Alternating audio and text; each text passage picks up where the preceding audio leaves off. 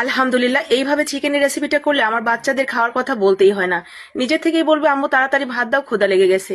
Even আমিও ওদের মতো ছোটই হয়ে যাই, রান্না শেষ করেই খেতে বসে পড়ি। এতটাই ভালো লাগে এই চিকেনের রেসিপিটা। আপনিও বাসায় ট্রাই করে দেখতে পারেন, আশা করি ভালো লাগবে। আমি ব্রয়লার চিকেন দিয়ে করছি, আপনি যে কোনো চিকেন নিতে পারেন। চিকেনটাকে সুন্দর করে কেটে আমি একটু কাঁটা চামচ দিয়ে কেচিয়ে নিয়েছি।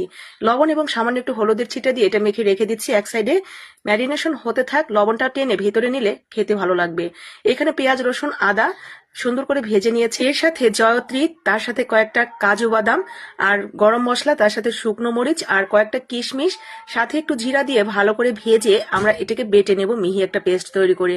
বাটার বদলে আপনি চাইলে ব্লেন্ডারে সামান্য একটু পানি দিয়ে মশলাটা পিষে নিতে পারেন। এরপরে মশলাটা হয়ে গেলে আমরা চলে যাব রান্নায়।